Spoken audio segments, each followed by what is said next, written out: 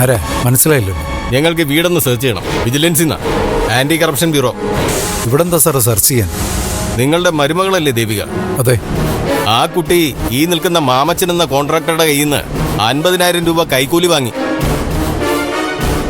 പാലമ്പടിയുടെ bill പാസ്സാക്കാനേ ഞാനാണെങ്കിൽ 10 പൈസ കൈക്കൂലി കൊടുക്കാത്ത ആളാ. ഒരു കള്ളത്തരവും കാണിക്കാതെ സത്യസന്ധമായിട്ട് കോൺട്രാക്ട് പണിയെടുത്ത് ജീവിക്കുന്ന ഞാനെന്തിനാ ഇവർക്ക് കൈക്കൂലി കൊടുക്കുന്നത്? എന്നോട് കൈക്കൂലി ചോദിക്കാൻ ധൈര്യം കാണിച്ച നിങ്ങളുടെ മരുമകളെ ഒരു പാഠം പഠിപ്പിക്കാൻ ഞാൻ തീരുമാനിച്ചു. അപ്പൊ തന്നെ ഇവരെ വിവരം അറിയിച്ചു. ഇവര് തന്ന കാശാ ഞാൻ കൊടുത്തത്. അതിൽ പൊടി പുരട്ടിയിട്ടുണ്ട്, പൊടി. എന്റെ മോൾ ഒരിക്കലും കൈക്കൂലി വാങ്ങിക്കത്തില്ല. അത്രയ്ക്ക് അതപ്പതിച്ചിട്ടുമില്ല. അത് തെളിയിക്കാനാണല്ലോ ഞങ്ങൾ വന്നത്. ഞങ്ങളൊന്ന് സെർച്ച് ചെയ്യട്ടെ, അത് കഴിയുമ്പോൾ മനസ്സിലാവും വാങ്ങിയോ ഇല്ലയോ എന്ന്. കമാ.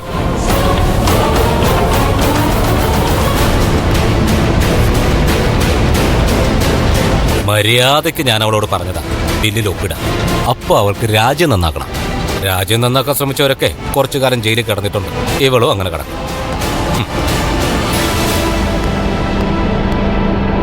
സർ, ഈ പണം എനിക്ക് ആള് തന്നതല്ല, ശരത്ത് തന്നതാ. വാടക കുടിശ്ശിക. ആണോ? അല്ല സാറേ, ഇത് വാടക കുടിശ്ശിക അല്ല.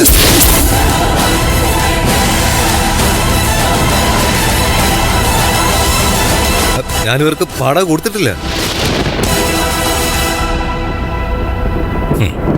മാമച്ചൻ കോൺട്രാക്ടർ കുറച്ച് കാശ് തരും, അത് പോയി വാങ്ങണമെന്ന് എന്നോട് പറഞ്ഞിരുന്നു.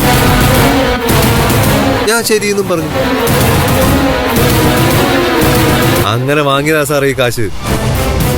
നിങ്ങളല്ലേ പറഞ്ഞത് മാമച്ചൻ പുറത്ത് വെയിറ്റ് ചെയ്യുന്നുണ്ട്, പോയി അയാൾ തരുന്ന 50,000 രൂപ വാങ്ങിച്ചോണ്ട് വരാൻ.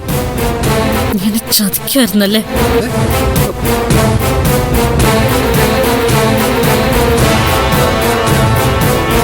എനിക്കപ്പോഴേ സംശയം തോന്നിയതാ. ആ കാശ് വാങ്ങരുത് വാങ്ങരുതെന്ന് എന്റെ മനസ്സെന്നോട് പറഞ്ഞതുവാ. ഞാനത് കേട്ടില്ല.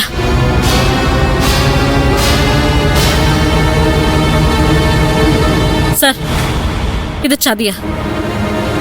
മാമച്ചൻ ഇവനും കൂടി എന്നെ ചതിച്ചതാ. എനിക്കറിയില്ലായിരുന്നു ഇത് മാമച്ചൻ കൊടുത്ത കാശാണെന്ന്.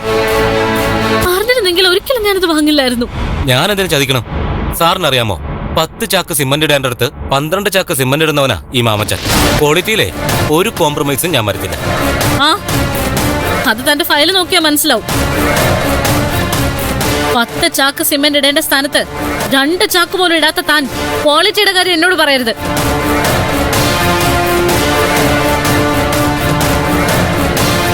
എന്നെ കൊടുക്കാന്ന് വിചാരിക്കണ്ട മാമച്ച. ഞാൻ തന്റെ കയ്യിൽ നിന്ന് 1 രൂപ പോലും വാങ്ങിയിട്ടില്ല, ഇനിയോട്ട് വാങ്ങത്തുമില്ല.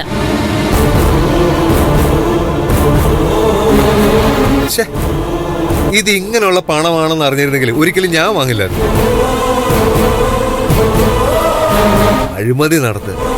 നാണമില്ല ഇങ്ങനെ ചെയ്യാൻ. ചെയ്യുന്ന ജോലിക്ക് സർക്കാർ മാന്യമായ ശമ്പളം തരുന്നുണ്ടല്ലോ, അത് പോരെ ജീവിക്കാൻ.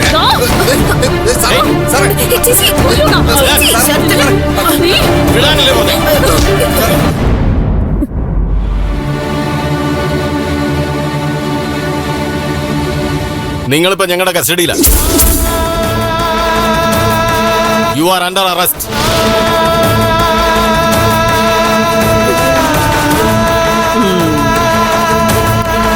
എനിക്ക് വിഷമമുണ്ട് മോളെ. ഈ ചെറുപ്രായത്തിൽ തന്നെ നിനക്കിങ്ങനെ വന്നല്ലോ. സത്യസന്ധതയ്ക്ക് പേര് കേട്ടൊരു കോൺട്രാക്ടറാ ഞാൻ. ഇനിയെങ്കിലും കാശിനോട് ആർത്തി കാണിക്കാതെ ജീവിക്കാൻ നോക്ക്.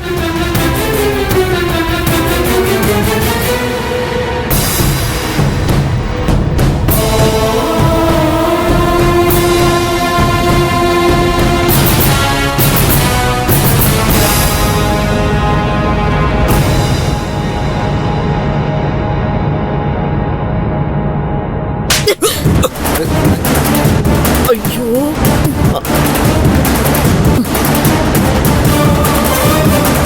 എനിക്കിത് തന്നെ കിട്ടണം. നീതിമാന്മാർക്ക് അല്ലെങ്കിൽ എപ്പോഴും ഇതുപോലുള്ള ഉപകാരങ്ങളാ കിട്ടാറുള്ളത്. ഇനി നിങ്ങൾ ഇതുപോലെ എന്തെങ്കിലും ചെയ്താൽ ക്രിമിനൽ ആക്ടിവിറ്റിക്ക് കൂടി കേസ് എടുക്കാൻ വരും. കേസ് എടുത്തോളൂ സർ, എന്നിട്ട് എന്നെ അങ്ങ് തൂക്കിക്കൊല്ലേ.